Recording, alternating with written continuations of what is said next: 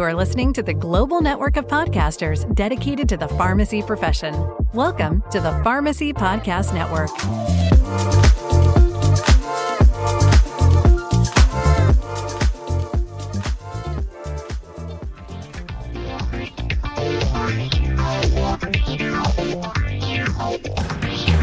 Hey there, welcome to the NASP 2025 here at the Gaylord Rockies in Denver, Colorado. This is an exciting time where we're bringing together thousands of people focused on specialty pharmacy and the impact on our patients. You're not going to want to miss this. Stay tuned for the coverage of the NASP 2025, brought to you by the Pharmacy Podcast Network. This is Christine Tang Wilson, VP of Strategy with Lumicera Health Services, and you're listening to the NASP podcast.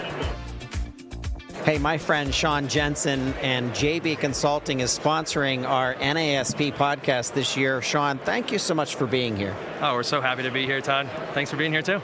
What's the importance of being part of the NASP, Sean? Why do you invest? You put a lot of time into this organization, and you believe in the organization. What's it important? Why is it important to be here? No, I love this organization. I mean, Sheila and team do such a great job, and there's really no place to bring the specialty pharmacy community together for, the networking, the information exchange. You think of Assembia and the speed dating scene, and you can see hundreds of people a day, but here you can really enjoy the sessions. You can sit and spend time talking to people. I find like the quality of the connections and the quality of the sessions is so high here in NASP.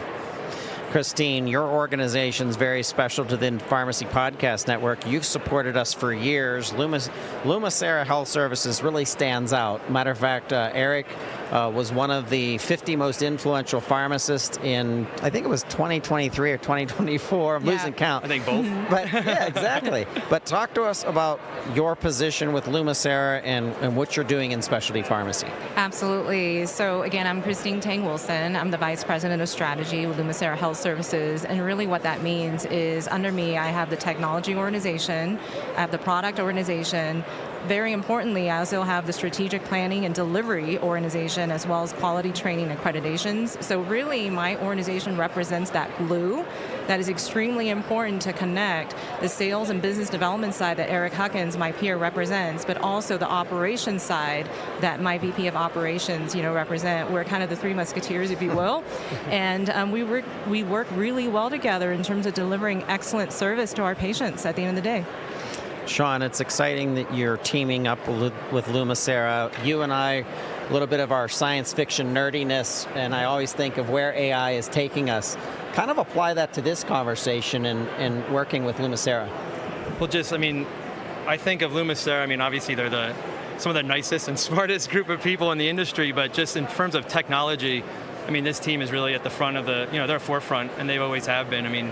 They have a lot of their own platforms. They integrate a lot of their systems. There's such a unique approach to how they do technology in the specialty space. And with AI, it just positions you guys to be able to do so much than just buying what's off the shelf. Having an IT team, having all these capabilities, it's like the sky's really the limit with an organization like this.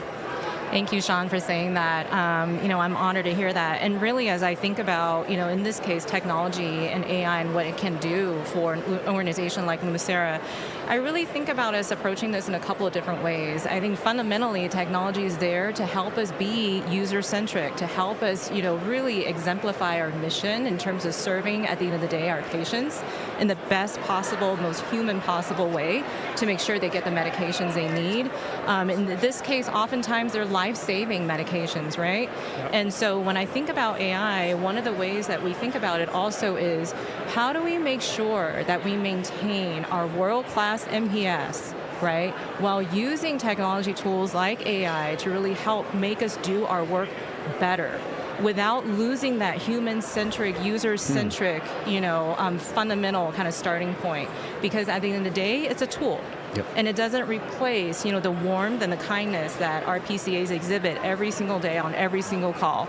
And that is why we have 93%, and higher OSAT score, as of this last year, and more than 81, NPS.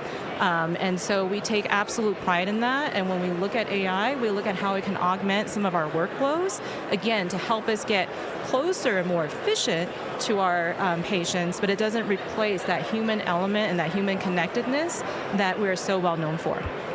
Sean, it's putting AI where it needs to be to get a lot of menial tasks and things that are happening in the specialty pharmacy, get them out of the way from a data perspective, allowing that specialty pharmacist to dial into precision care for the patient who's desperate to need a little bit more of that human-to-human touch and the guidance. I think of our specialty pharmacists as advocates of the treatment plan, and being able to communicate to the electronic health record and the physician that's in charge, and dialing into what are the barriers that these people are facing with a disease state that it's chronic, it's a problem, it's pressuring their family life, it's pressuring their quality of life.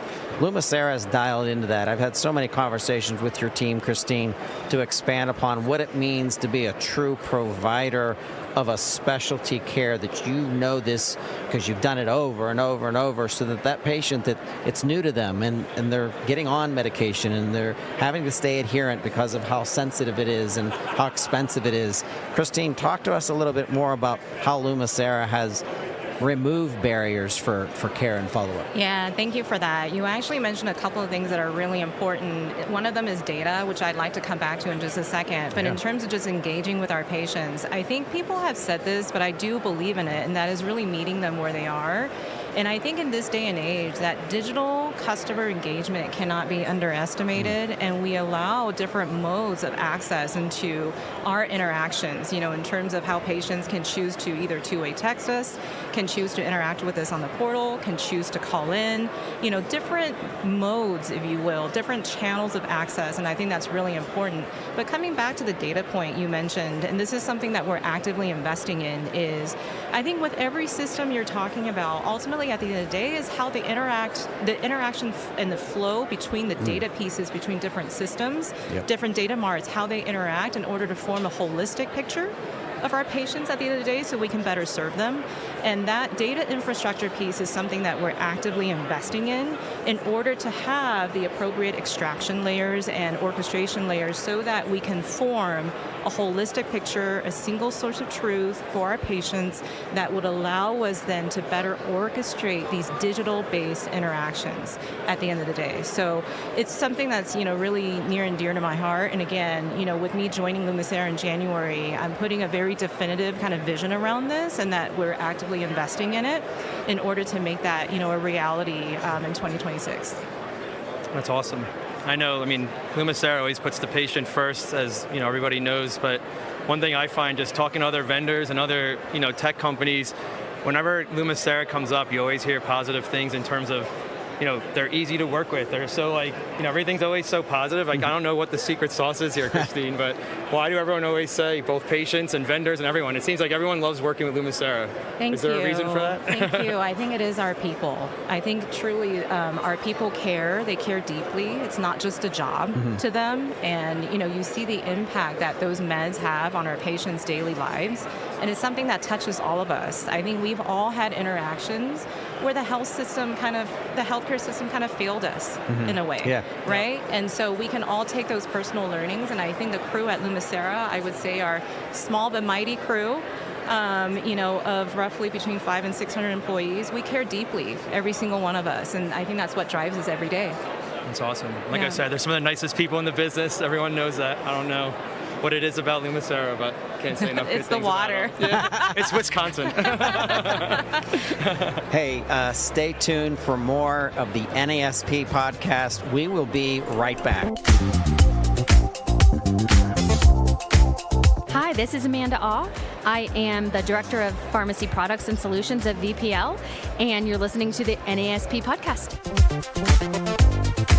Special tradition here at the NASP, and now it's the 2025. Dr. Amanda Ah is back. Is this your what are we on, 3? I think this is the 3rd time we've done this. Look at you! Triple. All right. Well, I always enjoy talking with you. Bring us a lot of insights. You actually did a session at NASP that was dialing into safety within the last mile and how important that's becoming from a multitude of issues, including temperature and timing and anything that kind of goes into the drug therapy. Talk to us about that. Yeah, we were so excited to get selected there's a medication safety track as far as education sessions are concerned. But this was the first year that we had a topic selected, which I think speaks volumes. It says that as an industry, NASP, right, as the industry leaders, they're noticing that we need to have more dialogue surrounding errors that happen in the last mile. Okay. Right? Last mile a lot of times gets kind of shoved out into the corner and sort of labeled as, oh, that's kind of back office logistics, it's not clinical. But yep. I've spent the last few years trying to change that sort of perception, because I think it's clinically adjacent. It's right there. And so in order for pharmacies to have the tools that they need to be able to serve their patients in the right way, you need these tools that are adjacent to your clinical upstream workflows. And delivery software that addresses medication safety is one of those things. Amanda, I'm using my non-pharmacist brain, my imagination, which is pretty crazy. I'm thinking of manufacturers wanting to build trusted relationships with specialty pharmacies, and how certain reporting is required, obviously. There's documentation that might be drawn back into how well they're doing from a compliance perspective. How does this tie into the data that the manufacturer's worried about? Yeah, to be completely transparent, I think we're still a little ways off from that. Mm-hmm. We are still kind of at the pharmacy's level, right? Trying to communicate to them how important that is. Yeah. But yes, our theory, you hit the nail on the head. Our theory is that we can make their patient experience better, we can make their provider experiences better, and then they can take that and translate that to, hey, this is why we're doing, this is why we deserve this contract, this is why we are the best in the region at what we do, so on and so forth. All right, so I'm listening in. I'm a pharmacy that's out there, I'm working, this has been an issue for me. How do I reach out to you to get us to do like a follow-up conversation or a meeting? Yeah, the best way, I guess, is just my email, awe@vplmail.com. Excellent. But even just from our website, I'm sure it'll get routed to me one way or another. So excellent. Well, make sure that we see you in. Where are we in 2026? It was just announced. Is it back in D.C.? Maryland, in D.C. And I get to drive there this time. I'm not going to have to fly. It's in my backyard from Pittsburgh. Nice. Amanda, it's so good to see you. You too. Thanks again.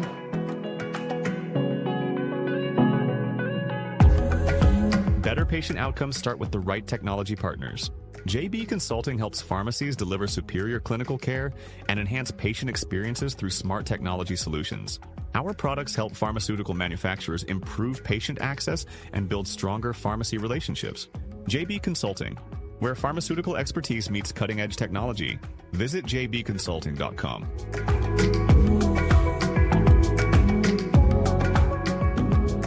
Chris Corsi here at the NASP podcast, talking to me about something that is one of the biggest subjects here. It starts with A, it ends with I, and it's the mysterious monster of the ecosystem right now. Chris, how are you doing? I'm doing great. Great to be out here at NASP. It's very vibrant, and it's been busier than it's ever been. So. Yeah. It is. This is a record-setting year. It's over 2,100 participants versus 1,900 people from last year. I'm excited about where NASP is helping to take the pharmacy, especially pharmacy profession. Why do you invest in NASP? What do you like about this organization, and how does it apply to what you do for a living? It's the community. We have the best community, I think, anywhere in any industry. You have so many subject matter experts out here pitching ideas, coming up with ways to improve patient outcomes and healthcare, and really help these people that really need help with these complex disease states. So that's what gets me excited. That's why I keep coming out here to the NASP every year, and hopefully we get more and more turnout. Let's break 3,000 next year, right? Yeah, right. All right, CassianRx, you're making sense of application to AI and how to apply it, how to really bring a full solution in the way that you were describing it to me. I'm not a pharmacist, certainly not someone in the trenches. but explain to our listeners what you're doing and how you're leveraging technology, how you're leveraging artificial intelligence to really make a difference in specialty pharmacy workflow. Yeah, definitely. I think it was one of the talks today they were talking about everybody has an AI solution for a thing, right? Whether it's for BIVV, PA processing, right? As you keep going down, it's a solution, and there's 10 people building a solution for this one thing. Well, how do you integrate that into the workflow, right? You have all these dispensing platforms, and frankly, a lot of them don't want to be integration friendly with a lot of other vendors. So at the end of the day, it's how do you make the pharmacy and the physician and the patient's life easier? And how do you integrate that together? So that's where Cassian's been spending time. And in our ecosystem, we've always been focused around building a fully integrated end-to-end ecosystem for the pharmacy, for the physician, for the patient, for the payer, and even for the manufacturer. So how do you get those, all those different stakeholders in the ecosystem, have visibility to where the patient's at in their journey, and improve the outcomes overall? So really that's where we've been focusing our time and building out different pieces of that ecosystem and that integration layer, I'll call it, right? That can sit above all of those solutions and be agnostic to whoever it might be, whether that's pulling in different PA solutions, BI solutions, et cetera, and leveraging AI so that the pharmacy can really get that operational efficiency or better outcome for the patient. Chris, what's the common denominator, though? Because when you say the word integration, I've been around pharmacy now 20 plus years. I remember begging automation companies to build APIs between us and our pharmacy management system. Where's the common denominator for Cassian? Where do you start so that you can have kind of a baseline to say, okay, this will give us what we need to build something bigger? Sure. I mean, you start with the basics, right? Patient demographics, script demographic, all that type of just basic information, right? Let's extract that out and then figure it out. How do we build the data layer, right? That's the key step is figuring out that data layer, and it's a crawl, walk, run method, right? A lot of the pharmacies today don't have that data layer. They have 20 systems that all have disparate data. So let's get that data layer in place and let's enable the pharmacies to get that data layer and then take the next step to start driving autonomous workflow. So leveraging the data. And then, you're walking now, right? I have data, I can take action on, and I can automate the workflow. Then you get to an AI state of let's start pattern recognizing different things within the workflow and then start driving efficiency. So maybe an FRM doesn't need to come in and say, hey, I need you to do this. The system already did it, right?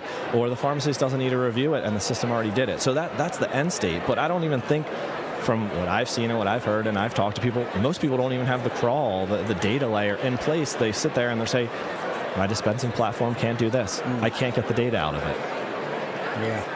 Yeah, that's frustrating, and I've heard a lot about that with different workflow platforms that are sitting top of pharmacy management systems. So that's kind of like the common denominator that I'm thinking of.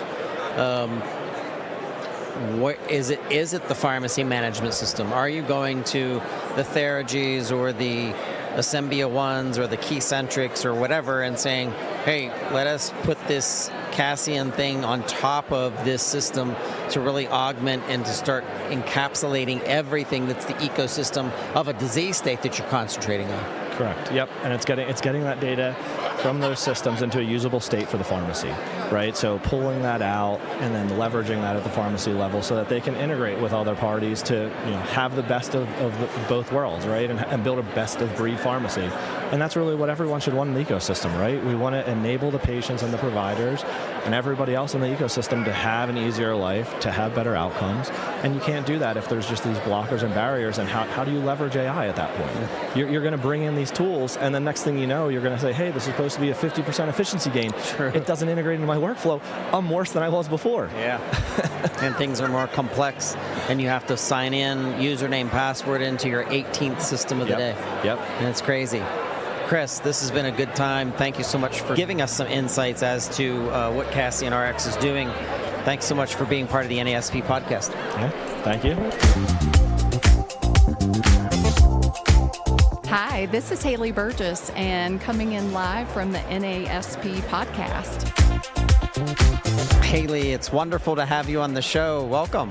Thank you. Thanks for having us. What an amazing show. This is my first time here. Oh, my goodness. And I am so enjoying it. So well executed The content is tremendous, and I had an opportunity to present yesterday. A great crowd that's coming in with really good feedback on the conversations. That's wonderful. The NASP booth, for those that didn't get to come to the conference here in Denver, is right across from the Inovalon booth. So it was fun to see you guys over there, and you've been so busy. Yes, this is really good for us. We invest a lot of time and effort in preparing for this show, reaching out in advance, getting our customers and prospects to the booth. And Inovalon has many products that support specialty pharmacy. Well, let's dig into that. So tell me about yourself and what role Inovalon plays in specialty pharmacy. Yeah, so I'm a pharmacist by training, so very fond of the profession, obviously. And for Inovalon, I'm an SVP of the care management portfolio. And what that means is my products are software as a service, clinical surveillance. So we work directly with hospitals, ambulatory care, specialty pharmacies, and support their clinical pharmacy workflows. And I'll tell you more about that in a minute. But we have other products also. So safety surveillance, which is an event reporting platform, but also electronic triggers, looking for those things you don't know about, the safety events that are occurring. We also have ScriptMed, which is an end-to-end pharmacy verification dispensing platform. That's a big hit here. I feel like I'm getting old by admitting this, but when I started in pharmacy over 20 years ago, I would hear something at a pharmacy conference that would be a buzzword, and then we really wouldn't see any application for maybe a year or two out. That is not the case in AI, because AI is happening here and now. And technology and rule-based AI, from the electronic health record integration to clinical surveillance and reshaping the way specialty pharmacies support patient care. Talk to us about the complexities of that. For 20 years, our team has been using rule-based AI before it was cool. So we have truly perfected what that looks like on the clinical side of the workflow.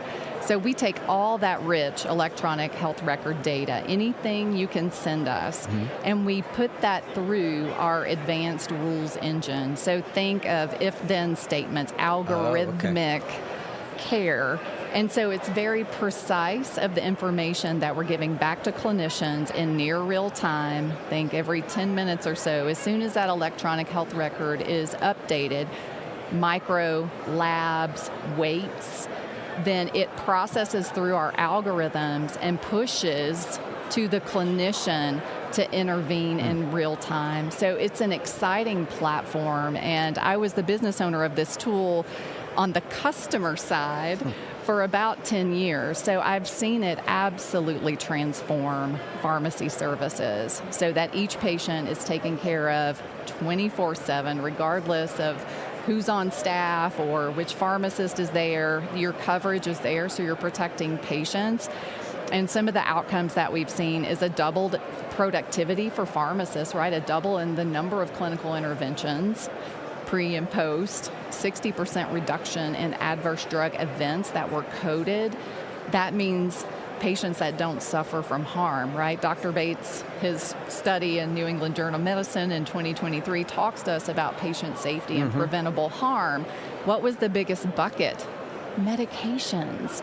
So preventable harm, 40% of the bucket of what's preventable is medication management, and we need good systems that protect patients. And that's where our surveillance comes in, supporting those clinicians, integrating with their workflow, and creating this really seamless ability for them to do what they do well, intervene quickly, protect people, and bring outcomes. And not only that, it protects the clinician. No one wants to make a mistake. Right. So we're constantly monitoring, assuring they don't miss anything. Yeah, systems and consistency help us to present what's happening in the status quo so that we can look to the future of how we can improve upon this. And then all that data that's been collected can be leveraged to actually make that determination. This leads me to my last question, and that's, an aspect of the NASP and what I get excited about coming to the annual event. This is our fifth time covering this event, is innovation and what the future looks like. So looking ahead, what do you see as the biggest opportunities and challenges for specialty pharmacy, let's say in the next 3 to 5 years? Right. There are so many, unfortunately, especially in uncertainty. Yeah. As we're thinking about affordability and then access to patients, these medications are very expensive.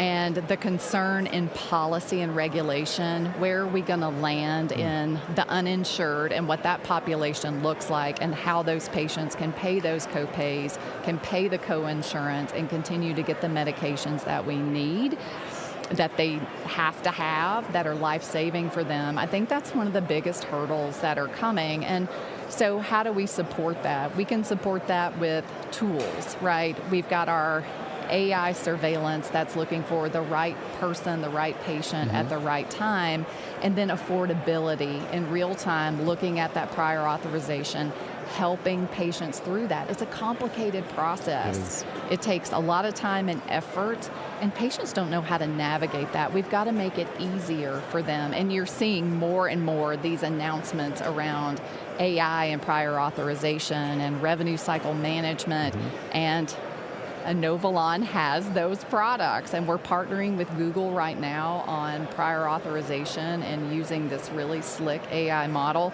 So we are on top of this and really looking forward to helping the patients navigate this, whether it's from order verification and that process with ScriptMed, or our clinical surveillance that's assuring 24/7 patients are getting what they receive in the right time, in the right way, and protecting them.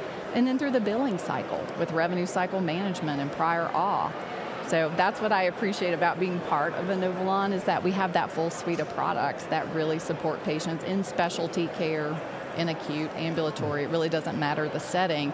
But specialty is very near and dear. These ultra rare diseases, understanding what that looks like and caring for those patients. It's a really special population, and oncology as well. So I feel very privileged to be in this space.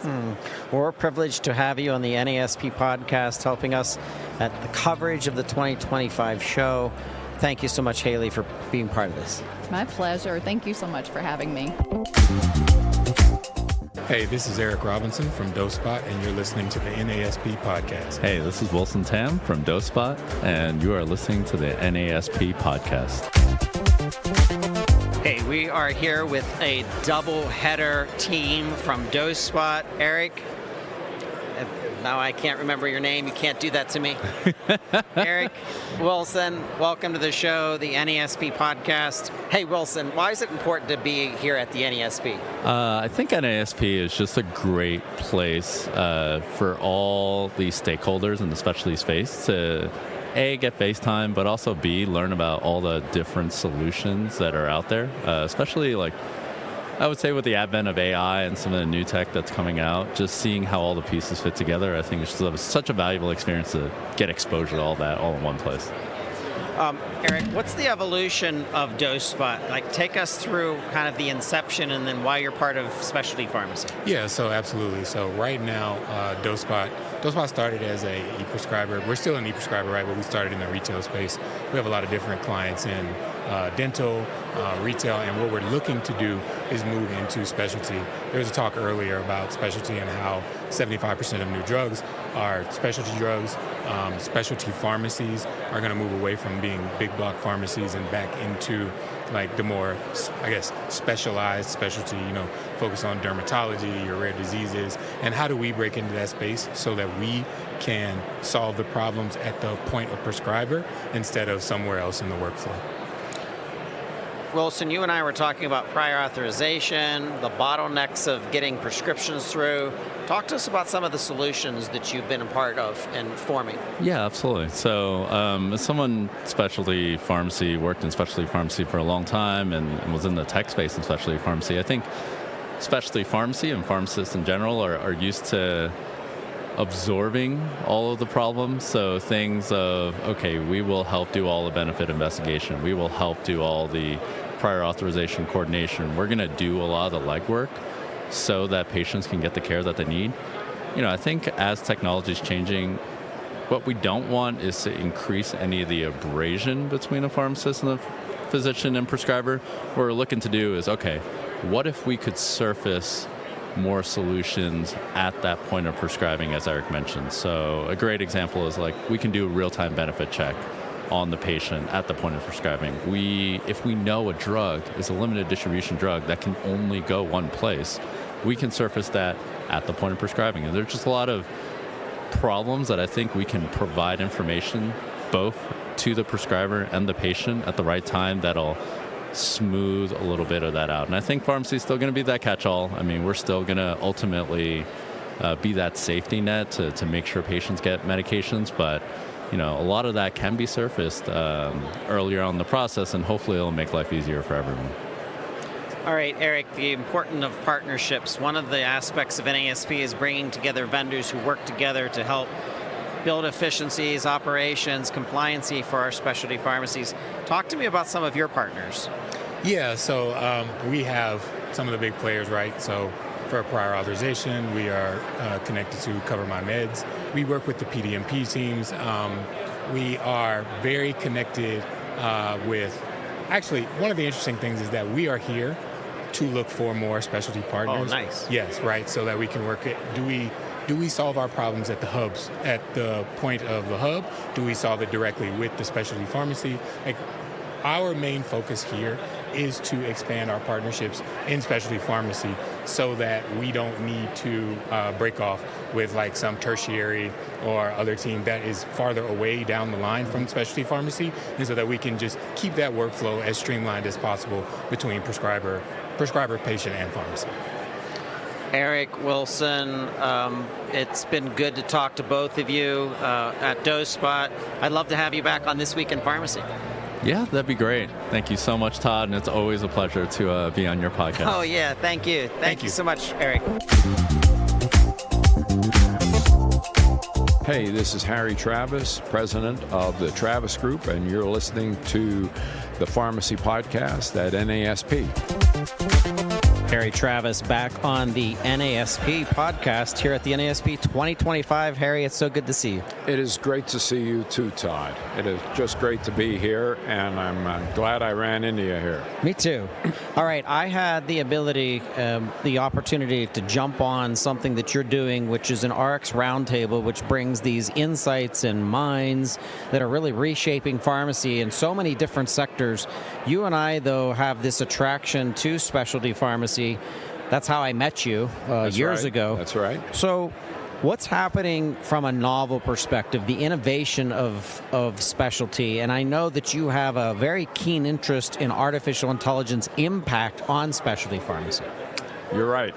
And my number one objective for this meeting is to focus as much of my energy and attention on any presentation, any company, any individual that's doing work on AI and pharmacy or AI and pharmacy benefit management, any aspect of the business. I'm trying to take a personal, like 20,000-foot view of everything that's going on. Mm-hmm. There are plenty of people that are working in AI companies that are down at the ground level, trying to solve problems with prior auth, medication therapy management, patient access, revenue cycle management, workflow management, 340B. I can't be an expert in all of that, but I can see how it's all fitting together, and I'm using the RX Roundtable, my expert network, to help those companies kind of navigate the greater pharmacy landscape. What about AI specifically have you seen out there impacting efficiencies in pharmacy workflow or data analytics? I've heard about auditing protection using AI. Talk to us about some of the specifics you've seen. I've seen a fair amount of examples of, call it, advanced robotic process automation. RPA is really old, but now RPA can be a lot smarter to understand what it's looking at on a screen and kind of complete the task. So as you would expect, there's a lot of the simpler tasks that you would have a technician or a patient services rep do. Look up this information, move it from this database over to that database. Mm-hmm. I had thousands of these good folks working for me at all of my various jobs in the past. So that aspect of the administrative kind of the benefit management, benefit verification, prior authorization, so much of the process of filling a prescription is nothing more than, and I don't mean to minimize it, but when you look at it in an engineering perspective, it's nothing more than you have a question in front of you, and you know the answer is out there in a database. You got to get it, and you got to complete the form. Okay? No one is making up any information in any pharmacy. There's no creativity, in terms of getting a prescription filled. Right. So that fundamental data transfer process at kind of the early intake stage, benefit verification stage of the prescription is where I'm seeing a lot of traction. And you're starting to see a number of the voice agents start to take root. I think it's going to be a while before everybody gets really comfortable talking to all of these agents. But the one thing I think everyone needs to realize is that the agent that you're talking to now, or the AI tool that you're using now, is the worst tool that you will ever use. These are only going to get smarter and faster. It's true. It's true. I've talked to Nested Knowledge, I've talked to Corsini, I've talked to a couple organizations who are giving me actual examples how artificial intelligence is being planted and used and what the future looks like. And the quick excess of data that's being extracted from these databases, put into these AI engines, it's exciting because it's going to take a lot of the pains out of these operations where 2 years ago, 5 years ago, with prior authorization or auditing or something, it's going to be seamless now because you're going to allow AI to do it. Right. Harry, when it comes to AI and specialty, I hear so many different things. There's a lot of chatter here at the NASP 2025. What are you observing? I am trying to think as positively as I can. What I'm observing is lots of interest, lots of desire to eliminate tasks with AI so that people can do more. But there needs to be an answer to, okay, if there's more time available, what are we going to do with it? Now, in some cases, the workload is really heavy, so it just makes things better. But ultimately, there might be some really free time, true free time derived. And in that case, I think the interesting intersection is the intersection of the productivity gains of AI with the standard of practice or full practice authority gains that are coming in certain states for pharmacy, where pharmacists are achieving full practice authority. In states like Idaho, Iowa, Montana, I think Colorado, double check me on those, but I think they're the ones that are at the forefront of this. And AI might be coming at the perfect time. Right. That all of a sudden you have time available, you don't have to add more staff, but you can do a whole heck of a lot more, and the regulations have allowed it. Now, we need to make sure pharmacists get paid for it, but getting the regulatory burden out of the way is the very first step. So there really could be a really positive intersection of the technology and the trend toward full practice authority. Harry, talk to us. You mentioned earlier in the interview about the RX Roundtable. Talk to our listeners about how to get engaged with that. Yeah, so if you are a listener, if you are a solopreneur, independent consultant, maybe retired, semi-retired, on a board, an advisor role, and you're looking to essentially continue to grow and grow your knowledge, grow your network, grow your business, the RX Roundtable is a group of independent solopreneurs with deep experience in pharmacy operations and pharmacy benefit management, kind of healthcare operations, but focused on the pharmacy side. And it's an organization that we meet virtually every week. 4 o'clock on Tuesday is our standard time. 2/3 of our sessions are with early stage companies coming to tell us about themselves, typically in the pharmacy tech space, a lot of AI companies right now. And then we decide whether there's a fit. It's almost like a matchmaking networking session that we have with these companies. And the other third of the sessions are what we call hot topics or hot issue sessions, where one of the members could be a subject matter expert in 340B, compounding pharmacy, fertility pharmacy, prescription digital therapeutics. And it's just our way of kind of, as a group, kind of keeping together and staying in network, if you will. And the website is therxroundtable.com. I love it. Harry Travis, an important voice in specialty pharmacy. You and I have been documenting the profession of specialty pharmacy for a long time. We always appreciate your insights. Likewise, you've been doing a great job. Keep it up. Hey, shout out to our specialty pharmacists and pharmacy owners and pharmacy operators out there concentrating on rare disease, specialty pharmacy specific disease state management.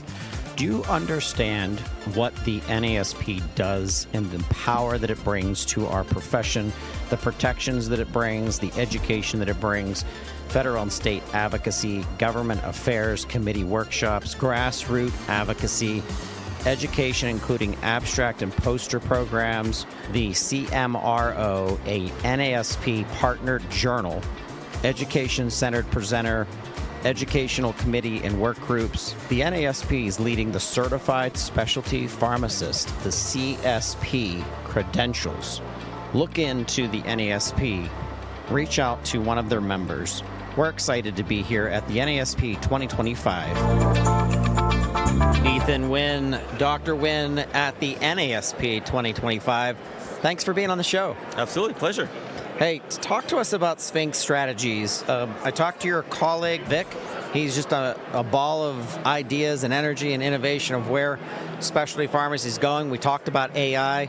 Give us your perception about the industry and where you guys fit into specialty pharmacy. Yeah, we started out as a consultant firm, and actually Sphinx Strategies was one of my consultants when I was going through my career path as a specialty pharmacist and getting accreditation. So a lot of the work we helped with small to mid-sized specialty pharmacies through their accreditation process and actually making sure they understand the value of it. A lot of folks think, okay, it's a ticket to enter and get PBM contracts, whatnot, right. But that's just the first initial step of understanding what the value is. You spoke about AI, data is big. How do you continue to develop that value prop for the payers, for your providers? And that's really is going to develop the story as you kind of expand your business to have more access to limited distribution drugs, for example, right? So, yep. So understanding how it all fits together, that's kind of what we've done best. And I'm on the operations side. So when I go in and visit any of our clients' operations, I look for ways to drive efficiencies. So whether that's, giving them options to look at what technologies they're utilizing. And then from the pharmacist perspective, because I'm a pharmacist myself, then understanding how to apply and implement, right? Mm-hmm. So we say things on paper with policies and procedures, but how do you actually put that into process? Yeah.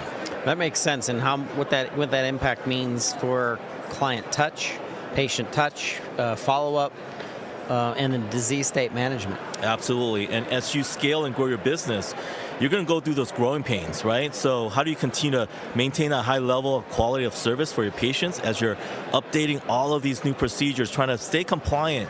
And sometimes not about checking the checklist, right? You really want to continue to think about what, in the end, are you doing better for the patients?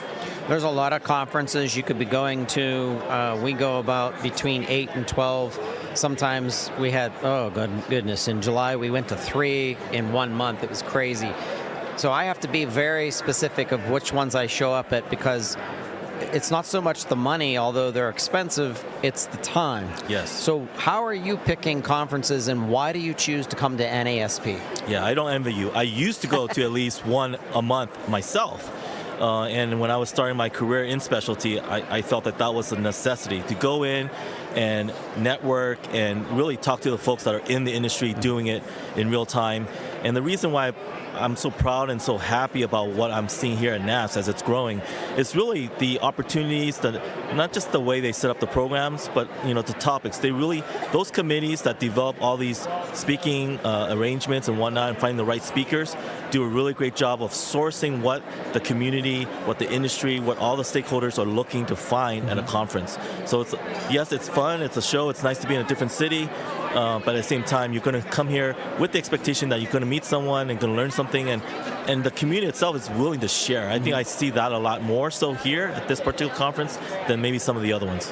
Yeah, I picked that up as well. There's a little bit more collaboration in driving common verticals that people know, hey, I'm in tech, or I'm in automation, or I'm in prior authorization, or I'm in something that we know is a challenge, and using that mind share is important. It's a good thing. So next year we'll be in Maryland, Baltimore area. Talk to me about the next, maybe if you can give me any things that Sphinx is working on for the next year, the next 12 months. Yeah, you may have heard it from my colleague. I mean, we're on the bleeding edge when it comes to servicing our clients, so we're always looking for the next thing as well. So we won't kind of burst that bubble. We'll save it for next year's conference. I'm sure we'll be invited to speak on some topics, but yeah, AI is going to be continuing to be a interesting topic that's going to continue to evolve. I'm sure there'll be more updates about that. But we're also looking at how things are changing with the new, with the current administration, how policy is changing and affecting how we deliver certain care plans, and how that affects how we continue to provide the kind of care that we provide in this industry, in specialty, infusion, you name it. Ethan, this has been great. Thanks for talking with us on the NASP podcast. Yep, always a pleasure. Thank you. Thank you.